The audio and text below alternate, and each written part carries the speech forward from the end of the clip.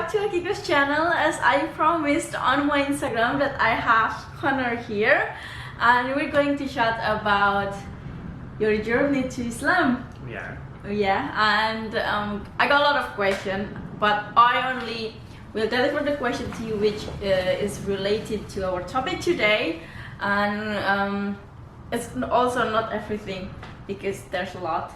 I don't know, like he got really famous on my Instagram and a lot of people asking questions about him, but I only pick a few questions that I know that people asking the most.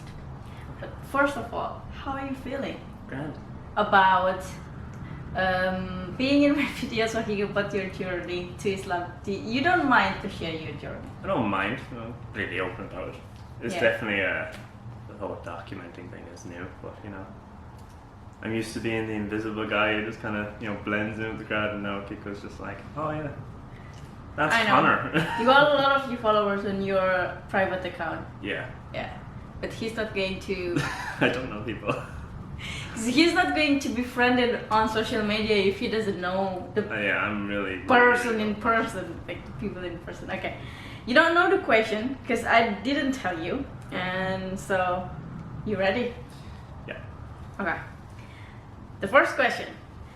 I will translate to you because all of the questions they are in Indonesian. So the first question, it's more toward me and you. When I know you, did I already wear a hijab, and how was your comment about Islam before you became a convert? So before you knew me, did you wear a hijab? I do. Yeah. Just I wore hijab in 2013, and we met in late 2019, beginning 2020, so long before I knew him. Yeah. Now, how your comment about Islam before?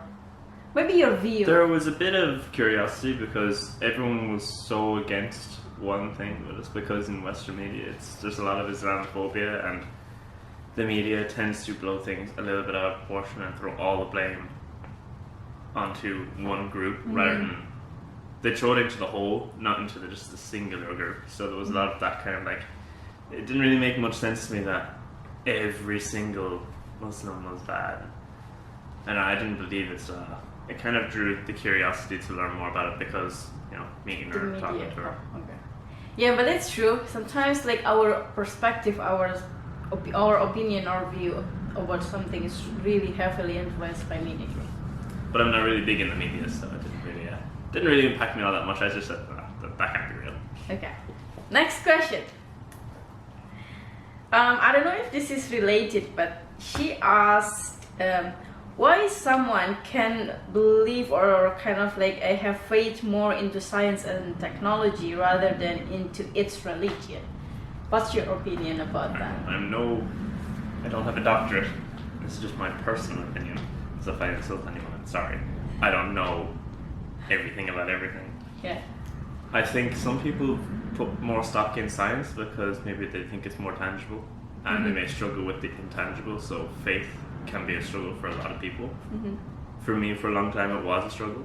Now, after finding Islam, my life became easier, but for some people they find easiness in the science, and you can't really judge people for what they believe in. You have to let them do what works for them. You can try to help guide, but if they're not asking for it, don't give it. But I think that's why some people find it easier to believe in the sciences. I think so as well, because like not all of people believe in something that they can't see or they can. That's why it's called faith, like. Yeah, exactly.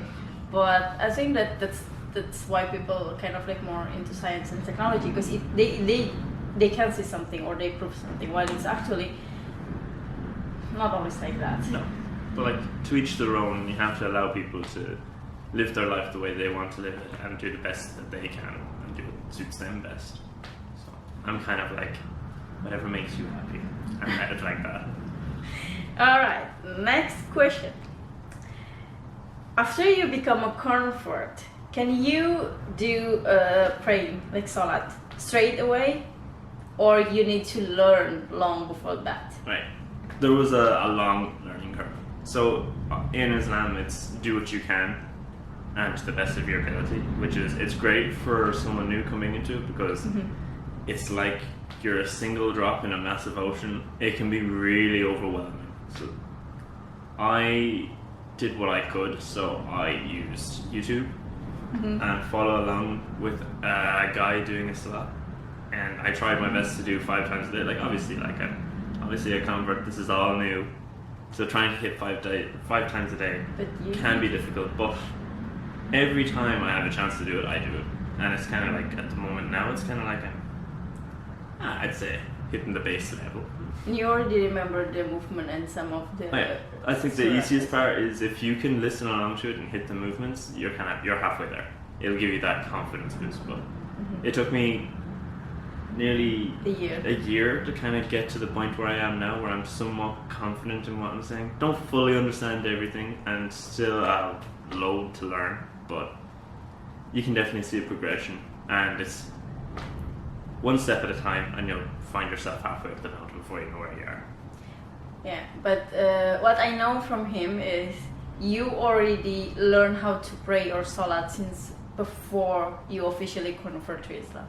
Yeah, so it's up to yourself. You can convert and then learn, or you can do what I did. I liked the idea of, I wanted to come into it having proving to myself that I am committed to it by learning and then going into it. But obviously, if you believe and you know in your heart you believe, you're already converted. You just have to go make it official.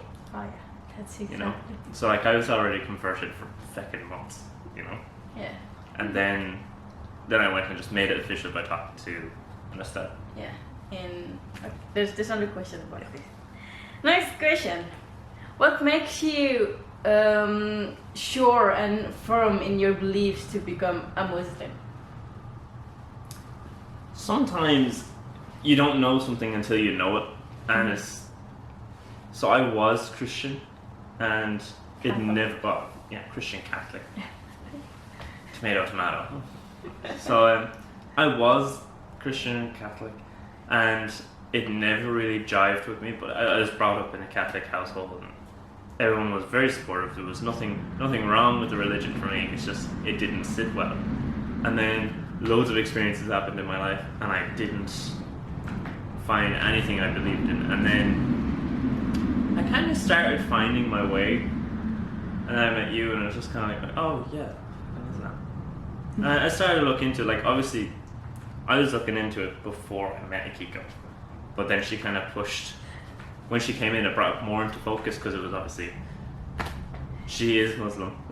So I'm like, oh, maybe I should learn a little bit about this. So it's not really like you, us, and them. I wanted to make it us. It's like a really kind of like open space where we can talk about it. And I was asking her questions all the time. Yeah, see, that's the thing that I got a lot of questions from netizens as well. How do I kind of like not pursue, but kind of like talk to you to make you believe that you need to convert to Islam? The thing is, I never did any talk about religion with you at our, like, the first few months we knew each other. Yeah, we didn't really talk I didn't about really religion, talk about religion. I'd be, talking to her about things and taking in how she would answer things and looking at how she would relate things back to her faith, just in everyday conversation. And I learned that way, so it was quite a natural learning. Yeah. Just from actions and stuff. But to answer the question, which is like, how do I find such strong faith in it? Yeah.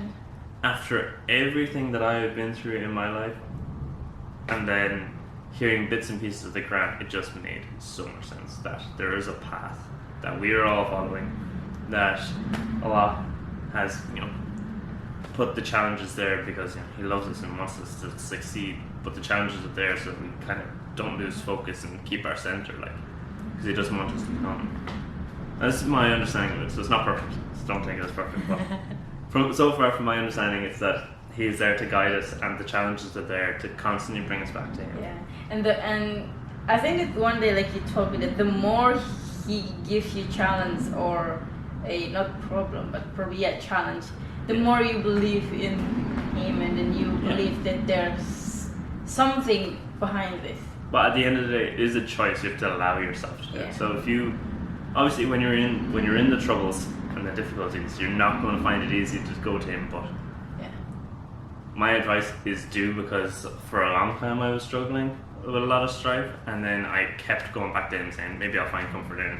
And I did. I found a lot of comfort in it. It just kind of brought me back down to peace, level-headed. I was able to get through all the situations that I was in just by bringing myself back to my center. Yeah. At my center is him, so Yeah. that's the way it goes. That's how I know I have such strong faith, because every time I have troubles, I go to him, and they work themselves out by allowing me to focus myself. Yeah. Okay, cool. Next question. Just curious, did he convert to Muslim just because of love, and how is Islam situation in Ireland? Right, this is everyone's favorite question, but no, I did not convert for love. I didn't convert for this lady here. I converted for myself, because in itself, faith is a personal thing. Yeah. It'd be very hypocritical to be like, oh, I converted just to get married. Like, no, I don't do that. I'm an all or nothing type of guy, so like. Because when you found out Islam, I think we didn't have a firm decision yet that we're going. Yeah, we didn't know if we were going to date. Yeah. But I was already kind of like, I knew what I wanted, and then it just kind of, things naturally happened between us. But it wasn't, I converted for her and she made me convert for her. There was none of that. It was completely like me converting from myself. So I hope that answers everyone's question. You can And believe also, me or not believe we're me. not married yet. We are getting married, Yeah. but we're not married yet. It's a long. Yeah, it's a It's process. another video. Yeah, it's another video. And so, how is Islam situation in Ireland? In your opinion, probably. I think it's growing. Like, so far, when I was down back in the countryside where I was from, there wasn't many. There was maybe like 2 or 3 families, maybe, and it was like in a small town, so like it was kind of like you stood out with it. But like, the same as any country really, how people react to it and stuff like that is kind of like, there's good and there's bad, but generally I've always been quite open to it and always made conversation with people. I never let anything step between us, but I think it's definitely a growing area. I think so.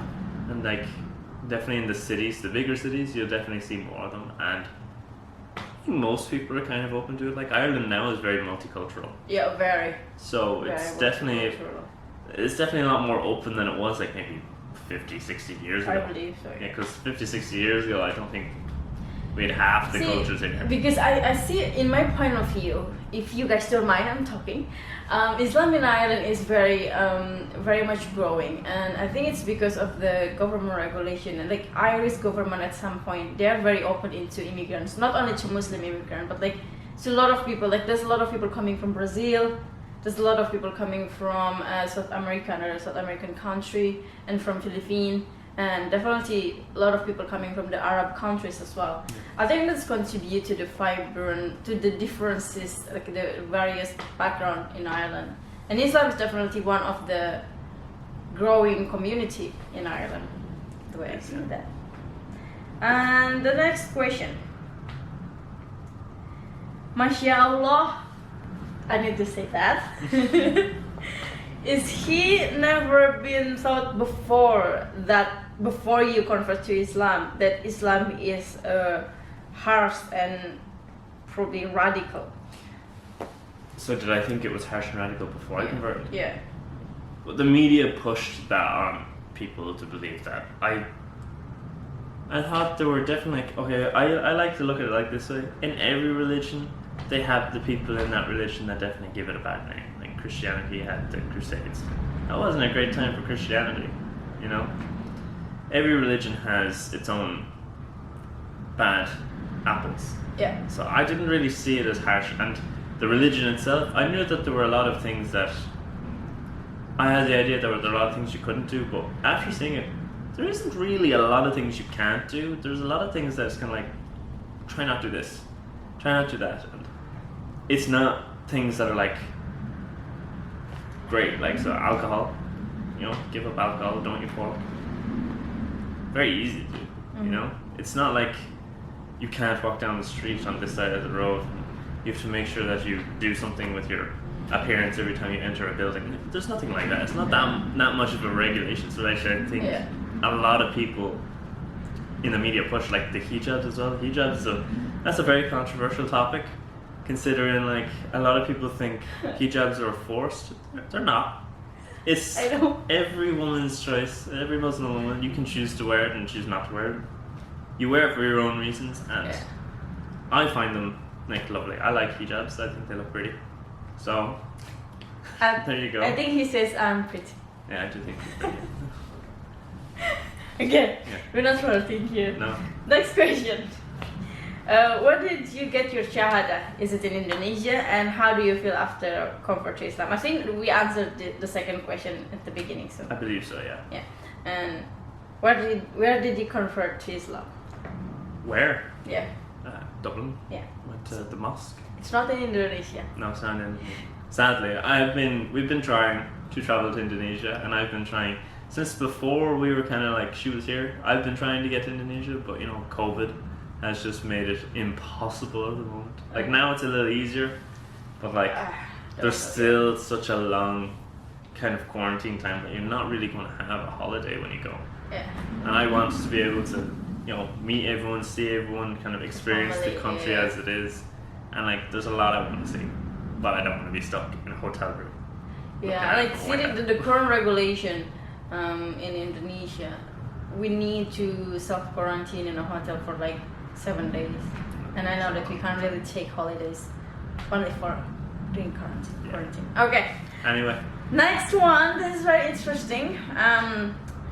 About the what is it? What's the word? I don't know, it's in Indonesia. Okay, it's just like is it hard for you to stop drinking alcohol, eating pork, and having free sex? Do you think that is too much struggle to stop doing it when you convert to Islam? And here's the funny thing. So I didn't find it difficult at all. Right? It's to each their own. Like every person's going to struggle with different aspects of the religion. I found it harder to learn all of the language and stuff, and I'm still learning, and there is a long road there. But in terms of the pork, I'd already started to give up pork, like subconsciously, unknown to myself, before meeting her. So like when I was just like, oh yeah, I just give up pork completely, because I hadn't eaten it in about 6 months, and I'm like, oh okay, that's easy. Alcohol was kind of like, I used to love the drink. Yeah, you're right. I used to love it because stereotypes and all that. But yeah, now it was okay to give it up. It wasn't easy, but it wasn't hard. It was kind of that neutral ground. The sex, it was pretty okay. Didn't really struggle with that. It was kind of like okay, it is what it is. Yeah, I mean you can live without them. Yeah, it's not things that I need. Like I just need to be happy, roof over my head, and have a good time, meet friends, hang out with herself. After that, I'm kind of like, okay, this is fine, But yeah, that's the question. It's a very personal question, but okay, there you go. All right. So the next one, kind of like pretty similar, but what is the most interesting part from Islam that you feel kind of like for you it's the most interesting part from Islam teaching?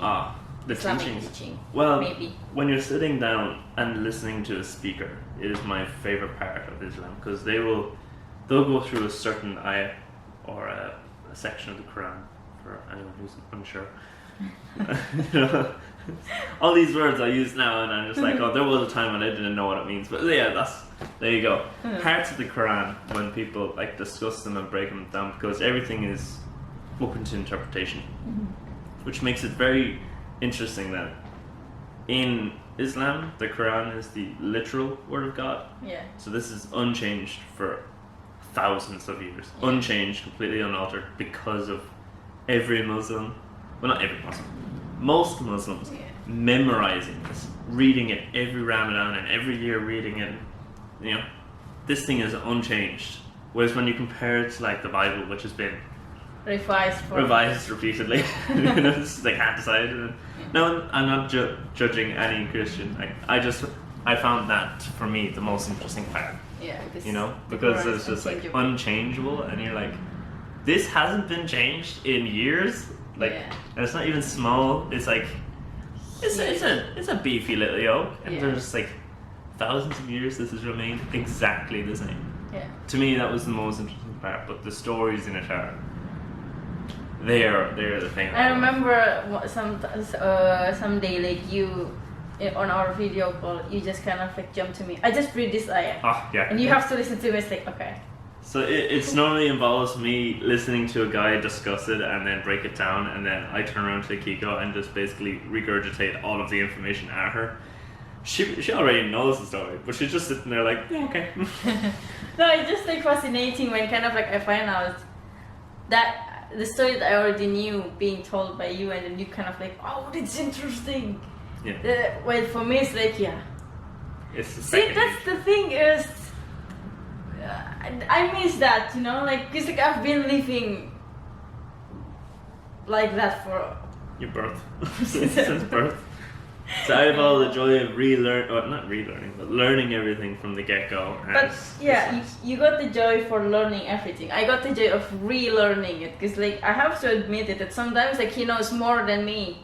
She says this, but I highly doubt that. Like, there's still a lot I don't know. Okay, next question. This is for me, but I'm just gonna answer. How did I introduce Islam to you? How did I introduce Islam to you? See, the thing is, I asked you about your hijab. That was kind of the start of it. Probably, yeah. It started with that. I was asking questions, so it's not really you introduced it to me. It's I asked you questions and you just answered the question I asked. So that's how I did. So it was all on my side of it. I know. I see that you guys probably think that there's white guy converting to Islam because like he's with a Muslim woman. You're probably thinking that I have huge influence in converting him to Islam. The fact is, I have zero effort at all. I didn't even like think, how will I talk about religion with him? Like he was just very curious. He asked everything. And why do I pray 5 times a day? Why I'm wearing hijab and everything. So I explained to him with the less intention to convert him into Islam. He made his own mind. Yeah. You did what the Quran tells you to do, which is to inform, not enforce. Yeah. And that's what made it work. You know, she informed me of what I needed to know, and I made my informed decision. There was no force in it. No. Your dad was also brilliant. Your dad would answer any question I had, and he'd give me a really long or short answer depending on the question and how much he was confident in saying. But he tells me all the time that he's still learning. He spent his whole life learning, which is it's a reassuring thing to know that even the older people who have been Muslims all their life are still learning. Oh, not all of older people in Islam. I think my dad is just a special person because some of people who kind of like born Islam and then learn a lot of Islam, some of them think that they are better than anyone, kind of like judging other people. But my dad, he's the most perfect example of a good Muslim, at least for me. And me. Yeah, for me as well. Because like he for me he is more into like ustaz in Islam. Like he knows a lot of things. He can answer most of the questions that we give him, and he's very much religious. But when it comes to new Muslim like Conor, like he said that, we all still learning. He never learned any small judgment. Yeah, he was really open to it and be like, it's okay. And he made me feel that I wasn't less than any other Muslim. No, that I was part of the whole the family. Yeah. I was going to say brotherhood, but like there's brothers and sisters. Brothers and sisters. Yeah, the whole family of Islam. So and like it extends to everyone because we believe we're all from the same place. So yeah. Okay, I believe this one is last question. Yeah. Okay. So, Conor, how do you pray now? Do you use Arabic or English? I use a combination. Yeah. So there's parts that I can't say and I'll use English, and then there's parts that I know off, can't pronounce perfectly, but pronounce to the best of my ability.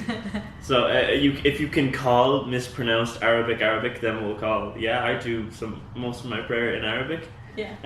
And I think I maybe do like 5% in English of just kind of like after wudu and stuff like that. Yeah. The stuff that's kind of like the really, really tricky words that I don't understand, they'll be in English. But most of the time I'll do what I can in Arabic. Yeah. Unless like when we pray for specific dua, we say in our language. So like often she'll pull out her Quran and be like, oh, read this in your Quran. My Quran is in English because, you know, I'm completely incapable at the moment of reading Arabic because it's a tricky language. Like, not even for him, like even for me, who kind of like learned Islam since I was born. Yeah. I don't speak Arabic. I only read Quran. There's huge differences in speak Arabic and read Quran, because Quran is very, very, very, very, very, very old Arabic language. Yeah, it's ancient. Ancient, and while like the normal Quran Arabic language is more more modern, and then, you know, so I don't speak Arabic. We'll pull out the two Qurans, and she'll be like, read this ayah. I'll have it read in like maybe 2 sentences, and she'll be still going. So like, it definitely feels like there's a lot being lost in the translation, and I understand that there is a lot that's lost in translation, and I'm looking forward to the day when I can just read the Arabic and just take it all. You know, but you know, it's a goal in life, and it's a nice thing to keep driving you forward. That this is what I have for now, and make the best of what you have. So there you go. So yeah, what will you, as a new convert? This is the question for me. Yeah. Okay, I'm allowed to have a question for you. Yeah. For a new convert, if there is someone coming to you asking you, "Oh, I'm interested in Islam. I'm not Muslim yet, but I want to learn."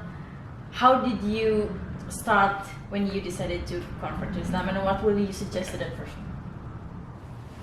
So, if someone considering converting comes to me, I would say the first thing to look at is Islam itself as a whole. So it's broken down into the 5 pillars, which are your basics. Have a look at the basics first, and try to take them in, and definitely talk to people. It's way easier to talk to people than it is just researching online. Yeah. Because when you're talking to someone, you have that natural conversation. A lot of the time, it will help alleviate a lot of the things holding you back if you want to convert. And if you do believe it is for you, but you're just afraid to take that step, just take the step. You'll be thankful that you did, because I definitely was. I was holding back for so long because there was a little bit of fear of, am I going to be good enough for the religion? The religion is all accepting, but I thought I wasn't good enough for it. So there's a lot that is inward in yourself that's going to be preventing you. So try allow yourself to be a little more open, and definitely talk to people. If you can go to a mosque, go to a mosque. If you can talk to a Muslim friend, talk to a Muslim friend. Yeah.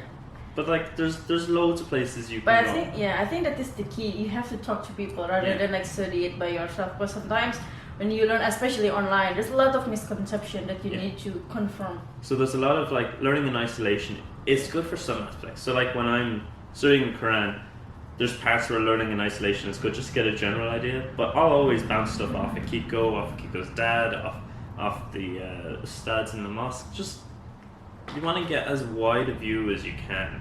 Keeping it really narrow, kind of, it's like bottlenecking.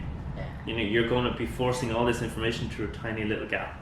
It doesn't work. Try open it up a little bit more and take in all that you can. Like, there's loads of resources. My advice is try them. And also one good advice from my dad that he gave you as well. When you learn Islam, take it slowly. Oh, yeah. Don't take it in a rush.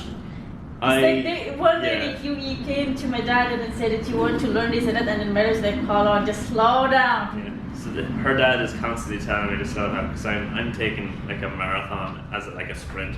So I'm trying to get to the end as quick as possible. But like, the end is so far away that there are people who've been in this race for years, and they're still not there.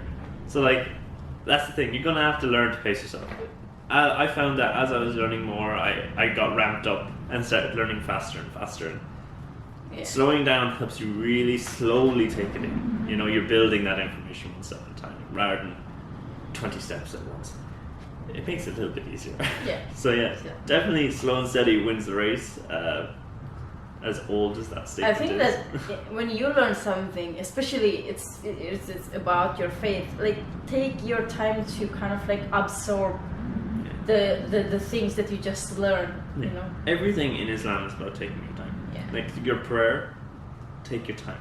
Yeah. It's your 5 to 10 minutes of you alone with Allah. Like it's that 5 minutes to 10 minutes a day, depending. Some people take 20 minutes to pray. Whatever works for you. Yeah. You know. And I used to find that because for me the language was quite quick. We got stopped. We got stopped. Ran out of tape. Yeah. So we'll probably have to do a retake. No. Okay. But anyway, take your time. The religion is big. Your salat is about taking your time and enjoying that 5 to 10 minutes where you are just taken out of reality for a minute and just giving yourself a chance to adjust. Yeah. Yeah. Yeah, I think that's all. It's very interesting. There you go. Interesting question. Enjoy. Interesting discussion. And I hope that you guys can take some...